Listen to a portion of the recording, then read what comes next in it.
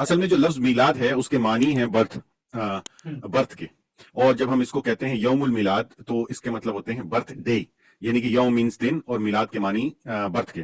تو یوم المیلاد النبی جب ہم اس کو کہتے ہیں تو ہم کہتے ہیں کہ برتھ ڈے آف نبی نبی محمد صلی اللہ علیہ وسلم کے پیدائش کا دن. عبد المطلب نے خواب دیکھا کہ انہیں زمزم کا کنواں کھودنے کا حکم دیا جا رہا ہے، اور خواب ہی میں انہیں اس کی جگہ بھی بتائی گئی. انہوں نے بیدار ہونے کے بعد کھدائی شروع کی اور رفتہ رفتہ وہ چیزیں برآمد ہوئیں جو بنو جرہم نے مکہ چھوڑتے وقت چاہے زمزم میں دفن کی تھی. تو اس کو بند کر گئے تھے کنویں کو، اور نہ صرف یہ کہ بند کر گئے تھے بلکہ اپنا کافی ساز و سامان بھی اس کے اندر دفن کر گئے تھے. اور یہ کنواں جو تھا یہ لاسٹ ہو گیا تھا، اور یہ کنواں بہت عرصے سے وہاں پہ موجود لوگوں کو نہیں پتا تھا وہ لاسٹ تھا. تو اس کنویں کی دریافت جو ہے وہ ایک طرح سے اس واقعے کی طرف اشارہ کرتی ہے کہ کوئی بڑا واقعہ ہونے والا تھا. اب وہ کیا تھا؟ وہ تابوت سکینہ ایک ایسا صندوقچہ تھا جس کے اندر یہود کے پرانے علماء ان سے متعلق چیزیں، اور جس میں ایک جگہ سے منسوب ہے کہ حضرت یوسف علیہ السلام کا وہ کرتا جو کہ ان کے بھائی واپس لے کر آ گئے تھے، اور جو ان کے والد نے رکھا ہوا تھا، اور اس سے متعلق اور دوسری چیزیں اس صندوق کے اندر تھیں، اور وہ سب گم ہو گیا تھا. اس وقت کے جو عرب تھے ان کے پاس ایک بہت ہی ایسی روایت تھی جس کے اندر وہ کیا کرتے تھے کہ جو بھی بچے ہوتے تھے ان کو وہ ایک مضبوط، ان کے جسم کو مضبوط کرنے کے لیے اپنے پاس سے دور بھیج دیتے تھے تھوڑا سا، تاکہ وہاں پہ جا کر وہ جو ان کی جو بدوؤں کی جو زندگی ہے، یعنی کہ ہمارے ہاں اس کو نارملی کہتے ہیں کہ ولیج لائف، اور ولیج لائف کو جو ہے نا وہ انجوائے کر سکیں، ولیج لائف میں وہ پل بڑھ سکیں. پھر ہم میں سے کوئی عورت ایسی نہیں تھی جس پر صلی اللہ علیہ وسلم کو پیش نہ کیا گیا ہو، مگر جب اسے بتایا جاتا کہ آپ صلی اللہ علیہ وآلہ وسلم یتیم ہیں تو وہ آپ کو لینے سے انکار کر دیتی، کیونکہ ہم بچے کے والد سے اور اس کے پیسوں کی امید رکھتے تھے. یعنی کہ ڈیفینیٹلی وہ جتنے مالدار ہوگا بچہ، اس کے والدین جتنے مالدار ہوں گے وہ آگے دودھ پلانے والی خاتون کو بھی اتنے زیادہ پیسے دیں گے. تو ہم کہتے تھے کہ تو تئی میں بھلا اس کی بیوہ ماں اور اس کے دادا کیا دے سکتے ہیں، بس یہی وجہ تھی کہ ہم آپ کو لینا نہیں چاہتے تھے. تو یہ بہت ہی ایک سبق آموز جو ہے وہ قصہ ہے کہ محمد صلی اللہ علیہ وسلم کی آمد کا، کہ وہ ابھی ان پہ نبوت آئی بھی نہیں تھی، اور آنے سے پہلے ان کی برکتیں جو ہے وہ پھیل رہی تھی چاروں طرف. الحمدللہ رب العالمین.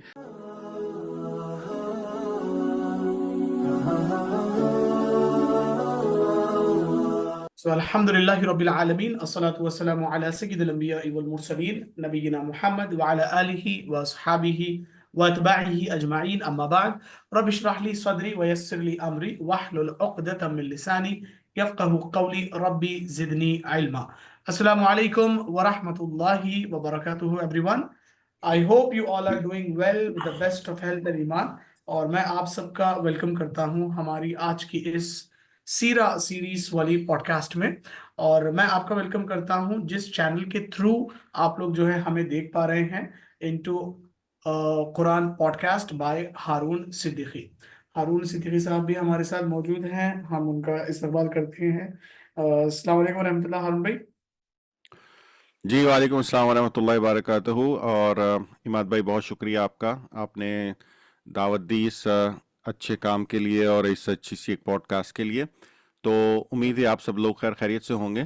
اور ایک بات ہم آلریڈی ڈسکس کر چکے ہیں کہ عماد بھائی کے پاس بیٹری کم ہے، تو اس بیٹری کے کم ہونے کی وجہ سے ہم شاید اس کو مختصر رکھیں. جتنی دیر بیٹری چلے گی اتنی دیر ہمارا یہ سلسلہ چلے گا، اور اس کے بعد ہمیں تھوڑا سا اس کو جو ہے نا وہ کرنا پڑے گا، کنٹرول کرنا پڑے گا، مختصر کرنا پڑے گا. تو جی عماد بھائی انشاءاللہ ہم آغاز کرتے ہیں. ہمارا جو چیپٹر آج ہم نے کرنا ہے اس کا عنوان ہے ولادت باسعادت انشاءاللہ. اور اس میں ہم جو ڈسکس کریں گے وہ محمد صلی اللہ علیہ وسلم کی برتھ اور ان چیزوں کو، اور ان کے اس وقت کو جس وقت ان کی برتھ ہوئی، ان چیزوں کو ہم ڈسکس کریں گے انشاءاللہ. آپ ہمارے چینل کو سبسکرائب ضرور کیجیے. آپ لوگوں نے سب نے کیا ہوا ہے ماشاءاللہ ویسے تو، خیر بٹ جسٹ ریمائنڈر کہ آپ لوگوں کو ٹائم ملے تو آپ اس کو ضرور سبسکرائب کیجیے. اور ایک کام یہ کیجیے کہ اس کا لنک بھی دوسرے دوستوں کے ساتھ، بہنوں بھائیوں کے ساتھ شیئر کیجیے تاکہ زیادہ سے زیادہ لوگ اس کو ویڈیو کو دیکھ سکیں.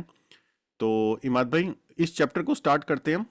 اور چیپٹر جو ہے اس کے اندر جو ہمارا تھوڑا سا سیٹ اپ رہے گا وہ یہ کہ میں آپ کے ساتھ کچھ کوشچنس پوچھوں گا، اور آپ کی جو اپنی ایک سٹڈی ہے اس کے حساب سے، اور بک جو آپ کو سب کو پتہ ہے، سب لوگ جانتے ہیں کہ کس بک کے بارے میں ہم بات کر رہے ہیں. الرحیق المختوم یہ بک ہم نے اپنی جو ہے سٹڈی کے لیے رکھی ہوئی ہے. اس کے علاوہ ایک دو اور کتب بھی ہیں محمد صلی اللہ علیہ وسلم کی سیرت کے اوپر جس سے ہم سٹڈی کر رہے ہیں، لیکن میجر سٹڈی ہماری جو ہے وہ اس کتاب سے ہے. تو اسی کتاب کے حوالے سے اب آگے چلتے ہیں انشاءاللہ. فرسٹ چیپٹر ہم نے جو کیا تھا وہ جغرافی کے حساب سے کیا تھا کہ وہ ایریا جہاں محمد صلی اللہ علیہ وسلم की आमद हुई और आप सल्लल्लाहु अलैहि वसल्लम की बर्थ हुई, वो कौन सा एरिया था, उस जगह का क्या नाम था और उस वक्त क्या क्या हो रहा था, वो उस जगह पे उसके क्या हालात थे। और अभी हम ज़रा सा इसको थोड़ा सा आगे बढ़ाते हैं और उनकी विलादत के वाक़यात को डिस्कस करते हैं। तो इमाद भाई ज़रा बताइएगा जी कि मोहम्मद सल्लल्लाहु अलैहि वसल्लम की एक तो बर्थ डेट क्या थी, और उस बर्थ डेट के हिसाब से काफ़ी सारे सवालात हैं। कुछ लोगों के बारे का ख्याल है कि वो 9 थी, कुछ का ख्याल है कि वो 12 थी, कुछ लोगों ने हम्म, शायद 15 या 18 की भी तजवीज़ दी हुई है। तो इसके बारे हम्म, में आपकी क्या राय है, और आप तारीख या इस किताब के हवाले से आप हमें क्या बताना चाहेंगे प्लीज़? जी हारून भाई, बिस्मिल्लाहिर्रहमानिर्रहीम। तो जैसा कि पहले सवाल के ऊपर हम डिस्कशन स्टार्ट कर रहे हैं, प्रॉफिट मोहम्मद सल्लल्लाहु अलैहि वसल्लम की बर्थ डेट कि कौन से दिन जो है आप सल्लल्लाहु अलैहि वसल्लम पैदा हुए हैं। तो एक बात तो ये याद रख लें कि महीना और साल, इसमें सारे के सारे हिस्टोरियंस, सारे के सारे उलमा, सारे के सारे अइम्मा, सारे के सारे मसलक वाले मुत्तहिद और मुत्तफिक हैं कि 570 सीई था ईयर, और महीना था रबीउल अव्वल का। रबीउल अव्वल 570 सीई में प्रॉफिट मोहम्मद सल्लल्लाहु अलैहि वसल्लम की बर्थ हुई। अब डेट को लेकर थोड़ा सा मसला रहता है कि पक्की डेट कौन सी है, विलादत कब हुई है। हम जब स्टडी कर रहे हैं अर्रहीकुल मखतूम, तो इसके अंदर ऑथर ने जो है जो डेट मेंशन की है वो है 9 रबीउल अव्वल। कुछ मसलक के अइम्मा कहते हैं 12 रबीउल अव्वल, कुछ कहते हैं 18, कुछ कहते हैं 22। ठीक है, तो बर्थ वाली डेट में जो है इख्तलाफ है उलमा के अंदर और हिस्टोरियंस के अंदर। लेकिन एक नुक्ता जो हमें मिलता है हदीस की रोशनी में, अल्लाह के नबी सल्लल्लाहु अलैहि वसल्लम ने कहा कि अल्लाह तबारक व तआला पैगंबर को जिस दिन दुनिया में भेजते हैं उसी दिन जो है इस दुनिया से वापस भी ले लेते हैं, यानी उनका बेअसत और इंतकाल सेम डेट पर जो है होता है। तो इसी चीज को लेकर, इसी हदीस को मद्देनजर रखते हुए अक्सर उलमा की मुत्तफिक राय यही है कि आप सल्लल्लाहु अलैहि वसल्लम का इंतकाल जो हुआ है वो 12 रबीउल अव्वल को इंतकाल हुआ। 12 रबीउल अव्वल के इंतकाल पर सारे के सारे मुत्तफिक हैं। बेअसत वाली डेट को लेकर थोड़ा सा इख्तलाफ था, लेकिन इस हदीस को अगर हम देखें तो इससे हम ये मैच कर सकते हैं कि जिस दिन अल्लाह के नबी सल्लल्लाहु अलैहि वसल्लम का इंतकाल हुआ है 12 रबीउल अव्वल, प्रोबेबिलिटी ज्यादा यही है कि आप सल्लल्लाहु अलैहि वसल्लम की विलादत भी इसी डेट को जो है हुई हो। तो 12 रबीउल अव्वल अक्सर जो है यही माना जाता, और इसी को जो है मिलाद के तौर पर, बर्थ डे के तौर पर जो है इसको देखा जाता है। तो ये एक चीज थी हारून भाई जो मैंने जो है सामने रखी है। और इसके आगे आपके जहन में इसके ताल्लुक से क्या स्टडी है, आपने इसको क्या देखा, आपका क्या जी जी, जो है इसके असल में ताल्लुक जो से? लफ्ज़ मीलाद है उसके मानी हैं बर्थ, हम्म, बर्थ के। और जब हम इसको कहते हैं यौमुल मिलाद, तो इसके मतलब होते हैं बर्थ डे, यानी कि यौम मीन्स दिन और मिलाद के मानी बर्थ के। तो यौमुल मिलादुन नबी जब हम इसको कहते हैं तो हम कहते हैं कि बर्थ डे ऑफ नबी नबी मोहम्मद सल्लल्लाहु अलैहि हम्म, वसल्लम के पैदाइश का दिन। तो ये इसके लफ्ज़ी मानी है वैसे, और हम इसको इसी तरह से इस्तेमाल करते हैं। लेकिन हम नॉर्मली मिलादुन नबी कहते रहते हैं, उसके मानी किसी हम्म, को पता नहीं होते कि मिलाद नबी के लफ्ज़ी मानी क्या है। तो लफ्ज़ी मानी ये है, मिलाद के मानी पैदा होने के, और जो है यौम के मानी दिन के।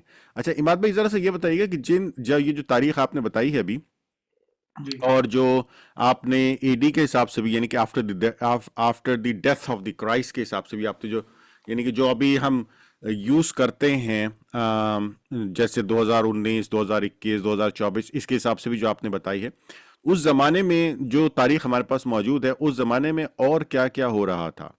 हम्म, हिजाज, यानी ये समझ लीजिए कि आपके मौजूदा सऊदी अरब, उसके जी इर्द गिर्द और कौन कौन सी तब्दीलियां आ रही थीं, तारीखी हकाइक क्या थे, ज़रा सा उसके बारे में भी अगर आपके पास कुछ स्टडी है तो शेयर कीजिएगा।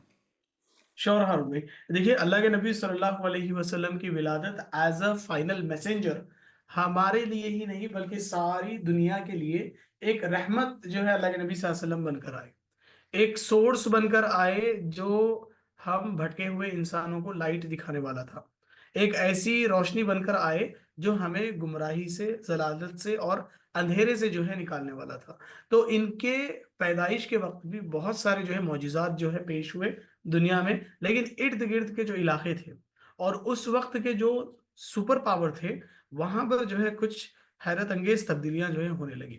جیسے دو جو ہے بتایا جاتا سپر پاور نیشنز تھی، ایک پرشین اور دوسرا جو ہے بائزنٹائن۔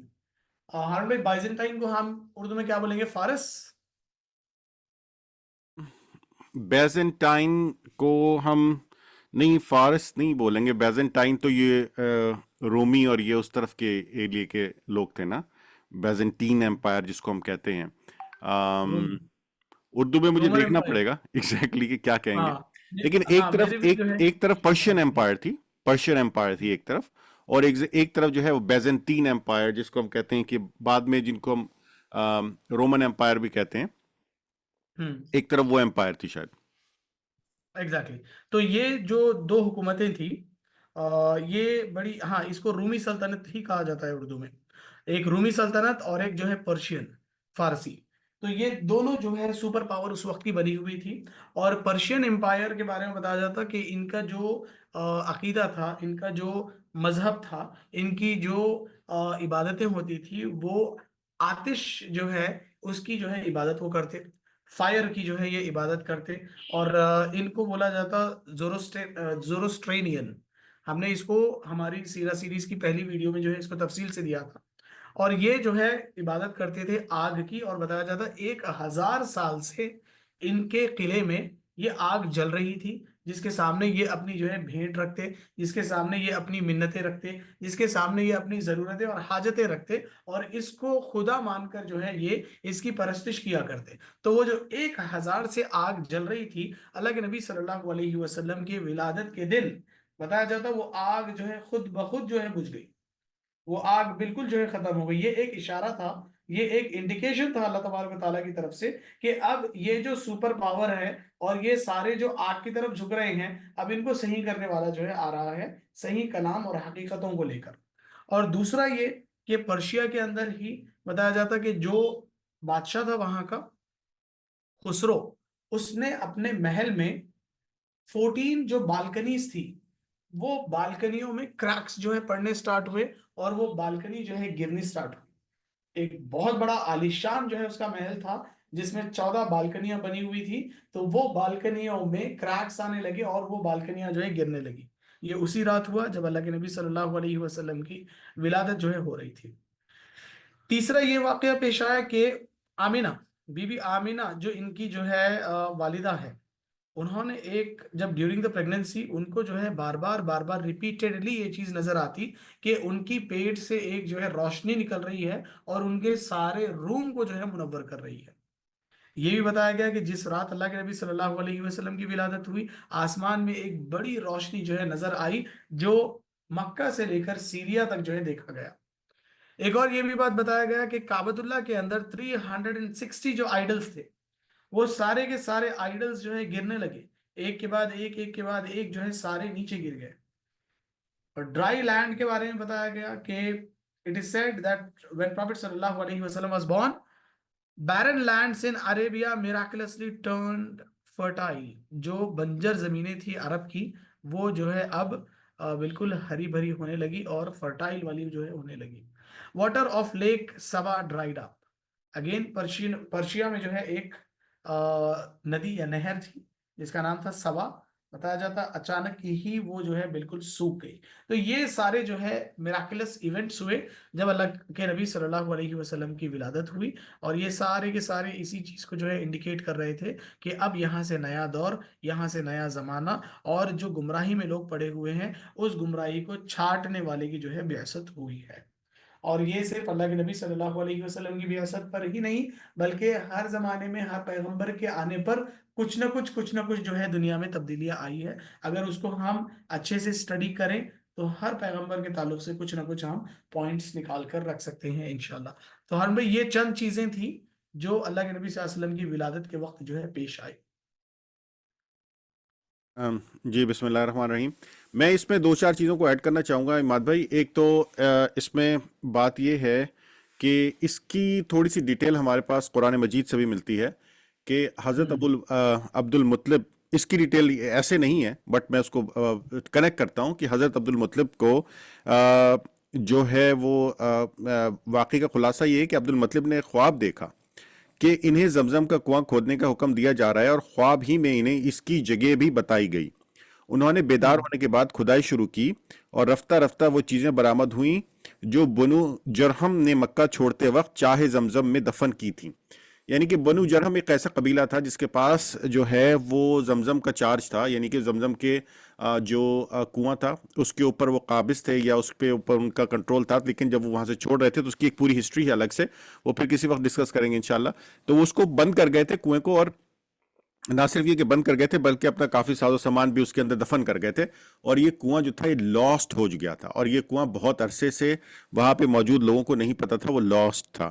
تو اس کنویں کی دریافت جو ہے وہ ایک طرح سے اس واقعے کی طرف اشارہ کرتی ہے کہ کوئی بڑا واقعہ ہونے والا تھا، اور اس کی مثال میں ایسے دیتا ہوں کہ قرآن میں جب اللہ سبحانہ و تعالیٰ نے یہودیوں سے کہا کہ میں طالوت کو تمہارا کنگ بادشاہ بنانے والا ہوں، اور اس پہ خیر کچھ تھوڑا سا پھڈا بھی ہوا تھا وہاں پہ، پھڈے سے مراد یہ کہ تھوڑا لڑائی جھگڑا اس بات پہ کہ ان کے علماء نے کہا کہ پڑھنے والے، عبادت کرنے والے، جاننے والے اور علم رکھنے والے تو ہم ہیں، تو یہ طالوت کو کیوں بنا رہا ہے؟ اس واقعے سے نسبت یہ ہے کہ اللہ نے کہا کہ اور اس کی ایک نشانی یہ ہے کہ اس وقت وہاں پر طالوت کی کو بنانے سے پہلے تمہیں تابوت سکینہ، یعنی کہ جس کو ہم آرک آف دی کووننٹ بھی کہتے ہیں، وہ مل جائے گا۔ اب وہ کیا تھا؟ وہ تابوت سکینہ ایک ایسا صندوقچہ تھا جس کے اندر یہود کے پرانے علماء، ان سے متعلق چیزیں، اور جس میں ایک جگہ سے منسوب ہے کہ حضرت یوسف علیہ السلام کا وہ کرتا جو کہ ان کے بھائی واپس لے کر آ گئے تھے، اور جو ان کے والد نے رکھا ہوا تھا، اور اس سے متعلق اور دوسری چیزیں اس صندوق کے اندر تھیں، اور وہ سب گم ہو گیا تھا۔ تو لیکن اللہ سبحانہ و تعالیٰ نے ان کو نشانی بتائی کہ تم کو یہ واپس مل جائے گا، تو وہ واپس بھی ملا۔ طالوت جو ہے ان کا وہ کنگ بھی بنا، اور اس نے جو ہے کافی فتوحات بھی کی، اور اس نے بنیاد رکھی ایک ایسی سلطنت کی جس کو جو ہے ہم کیا کہتے ہیں اپنے کنگ ڈیوڈ یعنی کہ داؤد علیہ السلام کی سلطنت کی بات کرتے ہیں، اس کی بنیاد وہاں سے رکھی گئی، اس کے بعد ان کی بہت بڑی سلطنت بنی۔ تو یہ ایک بہت ہی ایسا ایلیمنٹ ہے جس کو آپ اس طرح سے سوچ سکتے ہیں کہ آپ کی کوئی بھی کھوئی ہوئی چیز واپس ملتی ہے آپ کو، تو یہ اس بات کی نشانی ہے ایک طرح سے کہ کوئی بڑا ایونٹ یا کوئی اچھا ایونٹ یا کوئی اچھی خوشخبری ہونے والی ہے یا آنے والی ہے۔ تو یہ بھی ایک ایونٹ رپورٹ ہوا ہے کہ حضرت عبد المطلب کو اللہ سبحانہ و تعالیٰ نے ایک ایسا خواب دکھایا جس کے نتیجے میں انہوں نے ایک کنواں کھدائی شروع کی، اور ان کو زمزم واپس مل گیا، یہ زمزم کے کنویں کی جگہ مل گئی جو کہ لاسٹ ہو چکی تھی۔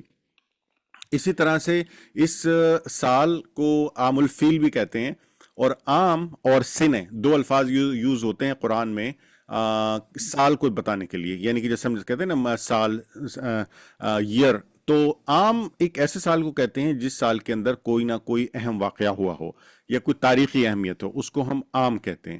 اور ایسا واقعہ اور ایسا سال جس کے اندر کوئی اہم واقعہ نہیں ہوا ہے، جس کاؤنٹنگ کے لیے ہم 2 سال 5 سال 10 سال کہتے ہیں، تو اس کو نارملی سنے سے کاؤنٹ کرتے ہیں کہ سنے، 1 سنے، 2 سنے، 3 سنے، تو نارملی یہ ہے۔ تو عام الفیل کے حساب سے یہ وہ سال تھا جس میں ابابیل والا، یا آپ یہ سمجھ لیے ہاتھیوں والا واقعہ جو ہے وہ ہوا تھا، جس کا ذکر قرآن میں بھی ہے کہ أَلَمْ تَرَ كَيْفَ فَعَلَ رَبُّكَ بِأَصْحَابِ الْفِيلِ، تو یہ والا واقعہ بھی اسی سال ہوا تھا، اور اس سال کے کہتے ہیں کہ شاید 5 یا 6 ماہ کے اندر اندر یہ واقعہ ہوا تھا۔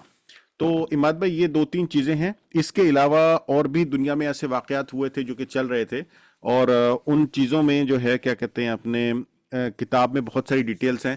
اگر ہم ان ساری ڈیٹیلز کے اوپر جائیں گے تو شاید ہمیں 2 4 8 سیشن صرف انہی چیزوں پہ کرنے پڑیں کہ اس وقت دنیا میں آس پاس کیا ہو رہا تھا۔ اچھا، تو اس کے بعد میرا خیال ہے کہ ہم تھوڑا سا آگے چلتے ہیں ولادت کے بعد سے، اور ایک ہم ایسی چیز کو ڈسکس کرتے ہیں کہ جو بہت ہی اہم تھی، اور باقی جیسے جیسے چیزیں دوسری یاد آتی رہیں گی درمیان میں ہم واپس بھی آئیں گے اور ان چیزوں کو بھی ڈسکس کریں گے اگر کوئی چیز مس ہو جاتی ہے اس دوران میں۔ تو اس وقت کے جو عرب تھے ان کے پاس ایک بہت ہی ایسی روایت تھی جس کے اندر وہ کیا کرتے تھے کہ جو بھی بچے ہوتے تھے ان کو وہ ایک مضبوط، اور ان کے جسم کو مضبوط کرنے کے لیے اپنے پاس سے دور بھیج دیتے تھے تھوڑا سا، تاکہ وہاں پہ جا کر وہ جو ان کی جو بدوؤں کی جو زندگی ہے، یعنی کہ ہمارے ہاں اس کو نارملی کہتے ہیں کہ ولیج لائف، اور ولیج لائف کو جو ہے نا وہ انجوائے کر سکیں، ولیج لائف میں وہ پل بڑھ سکیں. تو اس کے بارے میں جو ہے ان محقق جو ہیں ہمارے، انہوں نے یہ لکھا ہے کہ عرب کے شہری باشندوں کا دستور تھا کہ وہ اپنے بچوں کو شہری امراض سے دور رکھنے کے لیے دودھ پلانے والی بدوی عورتوں کے حوالے کر دیا کرتے تھے، تاکہ ان کے جسم طاقتور اور اعصاب مضبوط ہوں اور اپنے گہوارے ہی سے خالص اور ٹھوس عربی زبان سیکھ لیں. اسی دستور کے مطابق عبد المطلب نے دودھ پلانے والی دایا تلاش کی اور نبی کریم صلی اللہ علیہ وآلہ وسلم کو حضرت حلیمہ بنت ابی زویب کے حوالے کیا. یہ قبیلہ بنی سعد بن بکر کی ایک خاتون تھیں. ان کے شوہر کا نام حارث بن عبد العزیز، حارث بن عبد العزہ، اور رکنیت ابو کباشہ تھی، اور وہ بھی قبیلہ بنی سعد سے ہی تعلق رکھتے تھے.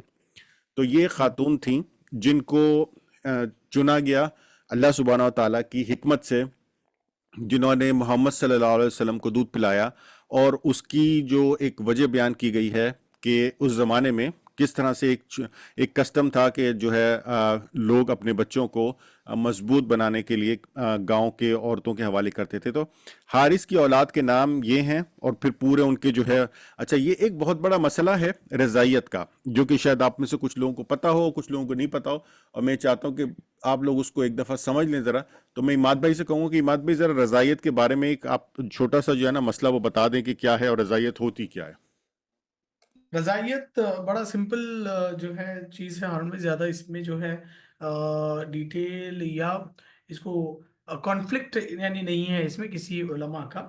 بڑا سمپل چیز یہ ہے، رضائی بھائی یا رضائی بہن اس کو کہتے ہیں جنہوں نے ایک ہی عورت سے جو ہے دودھ پیا ہو. جیسے اگر ایک انسان ہے، اس نے اپنی والدہ سے جو ہے بچپن میں دودھ پیا اور وہ اسی جو ہے ماں کے پیٹ سے پیدا ہوا ہے، اور ایک ہے بھائی جو اس کا کزن بردر ہے، جو خود اس کی یعنی پہلے والے لڑکے کی ماں کا جو ہے بیٹا نہیں ہے، لیکن اس نے بھی اس سے دودھ پیا ہے. تو یہ دونوں آپس میں جو ہے رضائی بھائی یا رضائی بہن جو ہے کہلائے جاتے ہیں. اور اس کے اندر ایک ڈیٹیلنگ یہ ہے کہ کیا رضائی بھائی اور رضائی بہن سے نکاح کیا جا سکتا ہے. تو اللہ تبارک و تعالیٰ نے سورہ نساء میں بالکل جو ہے واضح طور پر بتا دیا کہ رضائی بھائی یا رضائی بہن سے جو ہے بالکل نکاح نہیں کیا جا سکتا. ایک عورت سے دو لوگ جنہوں نے دودھ پیا ہو وہ جو ہے آپس میں رضائی بھائی اور بہن ہوتے ہیں، اور ان دونوں کا آپس میں نکاح جائز نہیں ہے. اس کو تھوڑا سا جو ہے ڈیٹیل میں اگر ہمیں دیکھنا ہے تو سائنٹیفکلی ہم کو ذرا جانا پڑے گا ہارون بھائی کہ کیا سائنٹیفک ریزنز ہو سکتے ہیں کہ جس میں رضائی بھائی اور بہن آپس میں نکاح نہ کر سکے. تو اگر آپ کی کچھ سٹڈی ہے اس پر سائنس کے اعتبار سے تو آپ جو ہے اس پہ روشنی ڈالیں گے. جی اماد بھائی، سائنس کے حساب سے تو اس کی کوئی ایسی اسٹڈی نہیں ہے، اور ایک جو اسٹڈی ہم نارملی یہ کہتے ہیں کہ ڈاکٹرز نارملی ویسے آج کل یہ کہتے ہیں کہ آپ آپس میں کزنز میں بھی شادیاں نہ کریں، اور اس کی وجہ وہ یہ بتاتے ہیں کیونکہ کچھ بیماریاں جو انسانوں کے اندر ہوتی ہیں، جب وہ ریپیٹڈلی سیم ڈی این اے کراس کرتا ہے، کیونکہ آپ اور آپ کے کزن کے ڈی این اے میں کوئی بہت زیادہ فرق نہیں ہوتا، سیم ڈی این اے ہوتا ہے، تو جب وہ ڈی این اے کراس کرتا ہے تو ایسی بیماریوں کے بڑھ جانے کے چانسز بہت زیادہ بڑھ جاتے ہیں. اچھا، تو ڈاکٹرز کی ریکمنڈیشنز یہ ہوتی ہے کہ نارملی آپ جو ہے وہ فیملی سے باہر شادی کریں، اور اس کے فوائد وہ یہ بتاتے ہیں کہ چونکہ آپ کی بیماریاں ہیں کہ آپ کے ڈی این اے میں جو ہیں وہ چیزیں وہ الگ ہیں، اور جو دوسرے کسی سے آپ شادی کریں گے اس کے الگ ہوں گی، تو انہی سیم چیزوں کے ریپیٹ ہونے کا خطرہ بہت کم ہو جاتا ہے. کیونکہ اگر آپ کی فیملی میں ہارٹ کا ایشو ہے، آج کل جو ڈاکٹر سب سے پہلے چیز پوچھتے ہیں کہ آپ کیا، اگر آپ کو شوگر کا اگر آپ ان کو شک ہوتا ہے کہ آپ کو شوگر زیادہ ہے تو پوچھتے ہیں کہ آپ کی والدہ کو ہے، آپ کے والد کو ہے، آپ کی فیملی میں کسی اور کو ہے، آپ کے چچا کو ہے. اس کی وجہ یہ ہے کہ جو چیزیں فیملی میں ہوتی ہیں وہ آپ کیری آن کر رہے ہوتے ہیں. 90 to 80% ٹینڈنسی یہ ہوتی ہے کہ اگر آپ کی فیملی میں کسی کو ہارٹ اٹیک ہوا ہے تو آپ کو بھی ہو سکتا ہے، آپ کی ٹینڈنسی ہے. تو یہ ڈاکٹرز اس کو اس طرح سے دیکھتے ہیں. اچھا، جب آپ آپس میں ہی شادیاں زیادہ کرتے ہیں تو کیا ہوتا ہے کہ وہ ٹینڈنسی بڑھتی جاتی ہے، کیونکہ پہلے مطلب پھر وہ مطلب باقی سائڈ سے بھی ہے، باپ کی سائڈ سے بھی ہے، تو آپ کی ٹینڈنسی ڈبل ہو گئی. اب بھی پھر آپ نے اپنی ہی ایک اور کزن سے شادی کر لی تو اب آپ کی ڈبل ٹرپل ہو گئی، تو یہ ٹینڈنسی بڑھتی جاتی ہے. یہ تو سائنٹیفک ایک ریزن ہے، میں غلط بھی ہو سکتا ہوں لیکن میرے حساب سے یہ ایک ریزن ہے اس بات کی. لیکن اس کے اندر میرا خیال ہے دوسرے مسائل اللہ سبحانہ و تعالیٰ کی طرف سے جو حکمت ہوں گی، اور اس میں شاید وراثت کی چیزیں بھی ہو سکتی ہیں، اور اس کے اندر ایک مورل چیزیں بھی ہو سکتے ہیں، اور ایک اس کے اندر فیملی سٹرکچر یا خاندانی طریقہ کار کی بھی چیزیں ہو سکتی ہیں. تو بہت سارے پہلو ہیں، ہم ان سب پہ بعد میں باری باری بات کریں گے. لیکن ابھی چونکہ ہمارا موضوع سیرت نبوی صلی اللہ علیہ وآلہ وسلم ہے اور ہمیں اسی پر فوکس کرنا ہے، تو اس کو ہم یہیں تک رکھتے ہیں اماد بھائی اس موضوع کو، اور ہم آگے سیرت نبوی کے حوالے سے بڑھتے ہیں انشاءاللہ. تو جو ایک اور قصہ یہاں پہ حضرت حلیمہ سعدیہ کے حوالے سے پیش آیا ہے، جو لکھا گیا ہے، وہ یہ ہے کہ کسی بھی اچھی چیز کا اثر جیسے ہوتا ہے، تو حضرت حلیمہ سعدیہ کے اوپر بھی جو اس کا اثر تھا وہ یہ تھا کہ اس سے پہلے ان کے حالات بہت ہی خراب تھے، مخدوش تھے، یعنی کہ ان کی مالی حالت بھی کوئی اتنی زیادہ اچھی نہیں تھی، اور دوسری بات یہ کہ ان کی صحت کے حساب سے بھی کہ بہت زیادہ اچھا نہیں تھا. تو یہ محقق لکھتے ہیں کہ رضاعیت کے دوران حضرت حلیمہ رضی اللہ عنہ نے نے نبی صلی اللہ علیہ وسلم کی برکت کے ایسے ایسے مناظر کہ دیکھے کہ حیرت زدہ رہ گئیں. تفصیل انہی کی زبانی سنیے تو ابن اسحاق کہتے ہیں کہ حضرت حلیمہ بیان کرتی تھیں کہ وہ اپنے شوہر کے ساتھ اپنا ایک چھوٹا سا دودھ پیتا بچہ لے کر بنی سعد کی کچھ عورتوں کے قافلے میں اپنے شہر سے باہر دودھ پینے والے بچوں کی تلاش میں نکلیں. یعنی کہ وہ باہر شہر سے باہر نکلیں وہاں پہ تاکہ وہ دیکھ سکیں کہ کون سے بچے ہیں. جیسے وہاں پہ ان کا ایک روایتی طریقہ کار ہوتا ہوگا دودھ پلانے کے لیے، اور دودھ پلانے والی عورتوں کو لوگ ڈھونڈتے ہوں گے. تو اور یہ قحط سالی کے دن تھے اور قحط نے کچھ باقی نہ چھوڑا تھا. میں اپنی ایک سفید گدھی پر سوار تھی اور ہمارے پاس ایک اونٹنی بھی تھی، لیکن بخدا اس سے ایک قطرہ دودھ نہ نکلتا تھا. ادھر بھوک سے بچہ اس قدر بلکتا تھا کہ ہم رات بھر سو نہیں سکتے تھے. نہ میرے سینے میں بچے کے لیے کچھ تھا، نہ اونٹنی اس کی خوراک دے سکتی تھی، بس ہم بارش اور خوشحالی کی آس لگائے بیٹھے تھے. یہ انہوں نے اپنے حالات بیان کیے ہیں محمد صلی اللہ علیہ وسلم کے آنے سے پہلے کہ ان کے کیا حالات تھے. میں اپنی گدی پر سوار ہو کر چلی تو وہ کمزوری اور دبلے پن کے سبب اتنی سست رفتار نکلی کہ پورا قافلہ تنگ آ گیا. خیر ہم کسی نہ کسی طرح دودھ پینے والے بچوں کی تلاش میں مکہ پہنچ گئے. پھر ہم میں سے کوئی عورت ایسی نہیں تھی جس پر رسول اللہ علیہ وسلم کو پیش نہ کیا گیا ہو. اب یہ ایک اور الگ وہ بات ہے کہ دیکھیے محمد صلی اللہ علیہ وسلم کو تمام عورتوں کے سامنے لایا گیا، اور ان عورتوں نے محمد صلی اللہ علیہ وسلم کو نہیں دودھ پلایا یا ریجیکٹ کیا، یا ریجیکٹ سے مراد یہ کہ پسند نہیں کیا اس وقت. تو کیوں؟ پھر ہم میں سے کوئی عورت ایسی نہیں تھی جس پر رسول اللہ علیہ وسلم کو پیش نہ کیا گیا ہو، مگر جب اسے بتایا جاتا کہ آپ صلی اللہ علیہ وآلہ وسلم یتیم ہیں تو وہ آپ کو لینے سے انکار کر دیتی، کیونکہ ہم بچے کے والد سے اور اس کی پیسوں کی امید رکھتے تھے. یعنی کہ ڈیفینیٹلی وہ جتنے مالدار ہوگا بچہ، اس کے والدین جتنے مالدار ہوں گے، وہ آگے دودھ پلانے والی خاتون کو بھی اتنے زیادہ پیسے دیں گے. تو ہم کہتے تھے کہ تو تئیں میں بھلا اس کی بیوہ ماں اور اس کے دادا کیا دے سکتے ہیں. بس یہی وجہ تھی کہ ہم آپ کو لینا نہیں چاہتے تھے. ادھر جتنی عورتیں میرے ہمراہ آئی تھیں سب کو کوئی نہ کوئی بچہ مل گیا، صرف مجھے ہی کو کوئی نہ مل سکا. جب واپسی کی باری آئی تو میں نے اپنے شوہر سے کہا کہ خدا کی قسم مجھے اچھا نہیں لگتا کہ میری ساری سہیلیاں تو بچے لے کر جائیں اور تنہائی میں کوئی بچہ لیے بغیر واپس جاؤں. میں کوئی بچہ لیے واپس جاؤں، میں جا کر اسی یتیم بچے کو لے لیتی ہوں. شوہر نے کہا کہ کوئی حرج نہیں، ممکن ہے اللہ اسی میں ہمارے لیے برکت دے. تو یہ جو چیزیں ہم بہت ساری دیکھ رہے ہوتے ہیں اور اللہ کے حکم سے ہو رہی ہوتی ہیں، ہمیں نہیں پتا ہوتا کہ کس طرح سے کیا چیز چل رہی ہے.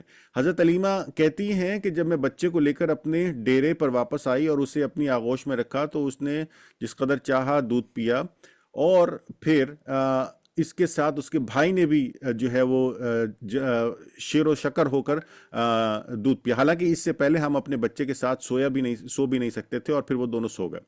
ادھر میرے شوہر اونٹنی دونے گئے، یعنی کہ اونٹنی سے دودھ نکالنے گئے، تو انہوں نے دیکھا کہ اونٹنی جو ہے اس کا تھن دودھ سے لبریز ہے، اور انہوں نے اتنا دودھ دھویا کہ ہم دونوں نے نہایت آسودہ ہو کر پیا اور بڑے آرام سے رات گزاری. ان کا بیان ہے کہ صبح ہوتے ہی میرے شوہر نے کہا، حلیمہ خدا کی قسم تم نے ایک بابرکت روح حاصل کی ہے. میں نے کہا مجھے بھی یہی توقع تھی. تو یہ بہت ہی ایک سبق آموز جو ہے وہ قصہ ہے کہ محمد صلی اللہ علیہ وسلم کی آمد کا، کہ وہ ابھی ان پہ نبوت آئی بھی نہیں تھی اور آنے سے پہلے ان کی برکتیں جو ہیں وہ پھیل رہی تھی چاروں طرف، الحمدللہ رب العالمین۔ تو یہ ایک ان کا طریقہ کار تھا عربوں کا اس وقت، کس طرح سے وہ اپنے بچوں کی پرورش میں جو ہے بچوں کو شہر سے باہر بھیجتے تھے تاکہ وہ مضبوط اور طاقتور بنے۔ بنو سعد اپنے گھروں میں آ گئے۔ مجھے معلوم نہیں کہ اللہ کے روئے زمین کا کوئی خطہ ہمارے علاقے سے زیادہ قحط زدہ تھا، لیکن ہمارے واپسی کے بعد میری بکریاں چرنے جاتی تو آسودہ حال اور دودھ سے بھرپور واپس آتی۔ ہم دھوتے اور پیتے، جبکہ کسی اور انسان کو دودھ کا ایک قطرہ بھی نصیب نہ ہوتا۔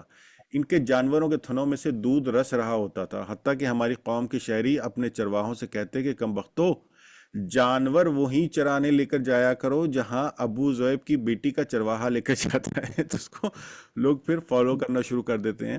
لوگ اصل میں جو ہے نا وہ چمک کو دیکھتے ہیں۔ لوگ جو ہے ان کے نزدیک ترقی یا ان کے نزدیک برکت کیا ہے؟ وہ مال ہے، وہ دولت ہے۔ وہ مال اور دولت اور دنیاوی چمک کو پیچھے بس لوگ جو ہے نا وہ لگ جاتے ہیں۔ تو اس طرح سے محمد صلی اللہ علیہ وسلم کی جو بچپن کا ایک یہ واقعات ہیں، ان سے ہم مطلب بہت کچھ سیکھ سکتے ہیں، اپنی اب کی زندگی کے لیے بھی سیکھ سکتے ہیں۔ اچھا جی، اس کے بعد یہ کہ پھر آپ کے والد کا انتقال ہو گیا، اور اماد بھائی ذرا بتائیے گا اس کے بارے میں آپ کی کیا ریسرچ ہے، کیا تحقیق ہے آپ کی؟ والد کے انتقال کے بارے میں جی، اور پھر دادا حضرت عبد المطلب کے بارے میں بھی آپ تھوڑی سی بتائیے ذرا تفصیل۔ شور عبد المطلب، پہلے ہم دیکھتے ہیں کہ یہ عبد المطلب کیوں پکارا جاتا تھا ان کو، ٹھیک ہے؟ نام کی وجہ ہم دیکھتے ہیں۔ ان کے جو والد ہیں عبد المطلب کے، یعنی پرافٹ محمد صلی اللہ علیہ وسلم کے پردادا، ان کا نام ہے ہاشم، اور ان کی جو وائف ہے یعنی عبد المطلب کی ماں، ان کا نام ہے سلمہ۔ تو ہاشم جو ہے one of the leaders, one of the chief of Quraysh میں سے ہے، اور عبد المطلب ان کا جو اصل نام ہے، ان کا نام ہے شیبہ۔ شیبہ کا مطلب آتا ہے وائٹ ہیئرڈ، جس کے جو ہے سفید بال ہو۔ تو بتایا جاتا ہے کہ جب عبد المطلب کا جو ہے ولادت جب ان کی ہوئی تو ان کے سر پہ ایک وائٹ کلر کی سٹرائپ جو ہے آ رہی تھی بالوں کی، تو اس کو دیکھ کر شیبہ جو ہے ان کا نام رکھا گیا۔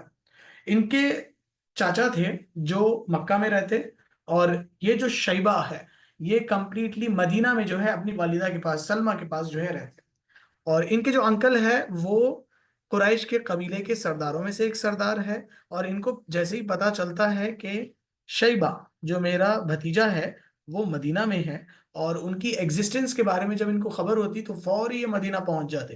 مدینہ پہنچتے ہیں، اپنے بھتیجے کو گلے سے لگاتے ہیں، پیار کرتے ہیں، محبت کرتے ہیں، لاڑ کرتے ہیں، دلار کرتے ہیں۔ اس کے بعد سلمہ جو ان کی بھابھی ہے ان کو کہتے ہیں کہ آپ مجھے یہ لڑکا مجھے دے دیجئے، میں مکہ جو ہے اس کو لے کر جاؤں گا، کیونکہ یہ ہماری جو خاندانی نسل در نسل جو چلتا ہوا آ رہا ہے، لیڈر آف قریش یا جو ہے کسٹوڈین آف کعبہ بننے کا، یہ جو ہے میں اس کو میرے بعد جو ہے میرا سکسیسر بناؤں گا۔ تو جو ہے ان کی والدہ ان کو اجازت دے دیتی ہے، اور یہ کیمل پر اپنے پیچھے شیبہ کو بٹھا کر مکہ کی طرف نکل پڑتے ہیں۔ جیسے مکہ میں انٹر ہوتے ہیں تو لوگ جو ہے دیکھتے ہیں کہ ان کے پیچھے اصل جو ان کے چاچا ہے ان کا نام ہے المطلب، المطلب۔ تو المطلب کے پیچھے شیبہ بیٹھ کر آ رہا ہے۔ تو پہلے کے زمانے میں یہ ہوتا تھا کہ جب بھی کوئی جو ہے انسان کسی جگہ کا سفر کر کے آتا یا کسی جگہ سفر کے لیے جاتا تو اپنے غلام کو ساتھ لے جاتا۔ تو سارے اس لڑکے کو دیکھ کر، شیبہ کو دیکھ کر پکارنے لگے عبد المطلب، عبد المطلب، یعنی مطلب کا غلام، مطلب کا غلام۔ تو انہوں نے کلیئر کیا کہ بھئی یہ میرا غلام نہیں ہے، یہ میرا بھتیجا ہے، اس کا نام ہے شیبہ۔ لیکن وہ اتنا جو ہے پھیل چکی تھی بات کہ لوگوں کے زبان پر عبد المطلب ہی نام رہ گیا۔ تو یہ ایک چیز ہے ان کے نام کی وجہ۔ دوسرا یہ کہ وہ جو ہے مکہ میں رہنے لگے، بہت عزت انہوں نے وہاں پر کمائی، لوگوں کا دل جو ہے انہوں نے جیتا اپنے فیصلوں کی وجہ سے، اپنے جو ہے انصاف کی وجہ سے۔ اور پھر دھیرے دھیرے جب وہ جوانی میں آئے اور ان کا نکاح ہوا تو ان کا ایک بیٹا تھا، تب جو ہے اللہ تبارک و تعالیٰ نے ان کو خواب دکھایا زمزم کے کنویں والا، جو ہارون بھائی نے ہم کو بتایا کہ کیسے جو ہے انہوں نے زمزم کے کنویں کو جو ہے فائنڈ آؤٹ کیا، تلاش کیا، پھر سے جو ہے اس کو یعنی جو چھپا ہوا کنواں تھا اس کو نکالا۔ بتایا جاتا عبد المطلب جو ہے سو رہے تھے کعبہ کے صحن میں، اللہ تبارک و تعالیٰ کی طرف سے ریپیٹڈلی جو ہے خواب آنے لگا کہ یہاں پر زمزم ہے، اس کو کھودو اور نکالو۔ تو وہ اٹھے، اٹھ کر دیکھا تو دو بت ہیں، دو بت کے بیچ میں جگہ ہے، وہاں پر جو ہے انہوں نے کھدائی جو ہے شروع کی۔ قریش کے تو جو دوسرے لوگ تھے وہ دیکھنے لگے اور حیرت کرنے لگے کہ عبد المطلب کو کیا ہوا آج، یہ کیوں جو ہے یہ اس طریقے سے کھود رہا ہے۔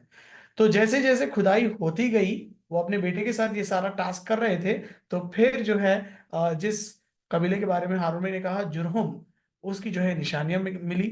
نشانیاں ہٹانے کے بعد وہ کنواں نکلا جس سے فریش جو ہے واٹر نکلنے لگا۔